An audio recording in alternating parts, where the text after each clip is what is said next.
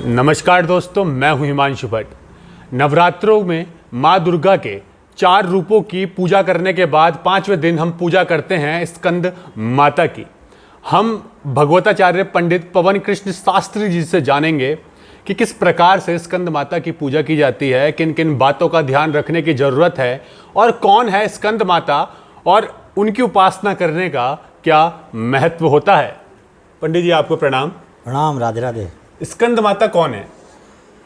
सर्वमंगल मांगल्ये शिवे सर्वासाधिके शरण्ये त्र्यंबके गौरी नारायणी नमोस्तुते। जय माता श्री। स्कंद माता प्रथमम शैलपुत्री च द्वितीयम ब्रह्मचारिणी तृतीयम चंद्रघंटेति कुष्मांड चतुर्थकम पंचमम स्कंद मातेति षष्ठम कात्यायन सप्तमम कालरात्रि माँ गौरी चाष्टमम नवम सिद्धदात्री च नवदुर्गा प्रकीर्तिता। 5वां जो नवरात्र है माँ स्कंद माता का है।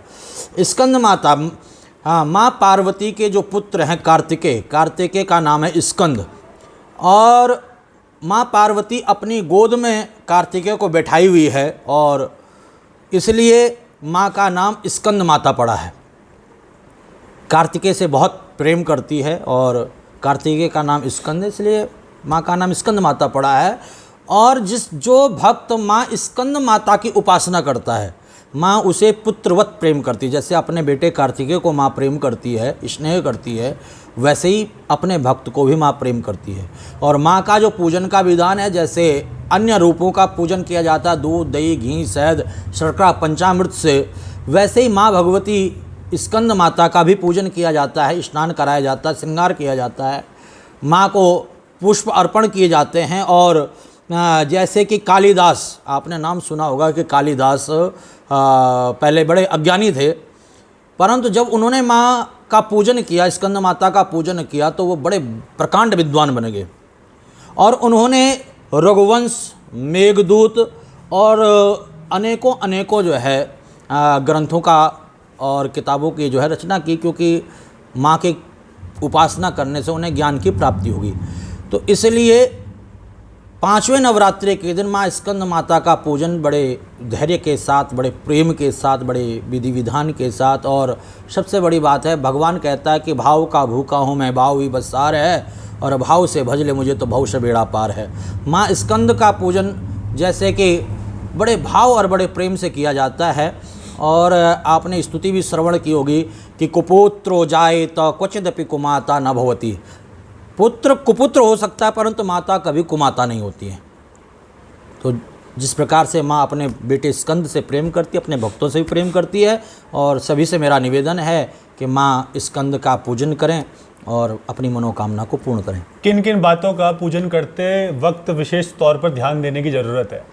देखिए, प्रत्येक पूजन में आप देवी का कोई भी पूजन कर रहे हैं या किसी भी देवी देवता का पूजन कर रहे हैं, पूजन करते समय मन में काम, क्रोध, मद, लोभ, मोह नहीं आना चाहिए। हैं, निर्मत सराणाम सताम, बिल्कुल शांत मन के साथ जो है माँ का पूजन करना चाहिए, देवी देवताओं का पूजन करना चाहिए। जो प्रेम और भाव और समर्पण के साथ भगवान का पूजन, देवी देवताओं का पूजन, माँ स्कंद माता का पूजन करता है, उसी की मनोकामना पूर्ण होती है। अगर मन में कोई विकार आ जाता है तो उस पूजन का कोई लाभ नहीं होता है। सही वक्त कौन सा रहता है पूजन का? पूजन का जो सही वक्त है, प्रातःकाल ब्रह्म मुहूर्त में माँ का पूजन, देवी देवताओं का पूजन किया जाए तो ज़्यादा लाभ प्राप्त होता है। अन्यथा जो है ज्योतिष शास्त्र में जैसे राहु काल को देखते हुए कि राहु काल तो नहीं है, तो राहु काल न हो और जो भी मुहूर्त ज्योतिष के हिसाब से देखा जाता है तो उस मुहूर्त में पूजन किया जा सकता है। मतलब ब्रह्म मुहूर्त या सुबह का कोई भी वक्त जो आपके हिसाब से सही हो। कहा जाता है कि मध्याह्न काल से पूर्व हैं, आप कभी भी जैसे आपको समय का लगे वैसे ही पूजन कीजिए। आपको बहुत बहुत धन्यवाद। जय श्री राधे। 5वें दिन नवरात्रे के माँ स्कंद माता की पूजा कैसे की जाती है, किन किन बातों का ध्यान रखने की जरूरत है और माँ स्कंद माता कौन है, क्या महत्व है पूजन का, ये आपने जान लिया। अगली वीडियो में मिलते हैं। नवरात्रे के दिन यानी नवरात्रे के 6ठे दिन किस तरह से पूजा की जाए, ये सारी जानकारी अगली वीडियो में हम आपको देंगे। धन्यवाद। श्री राधे।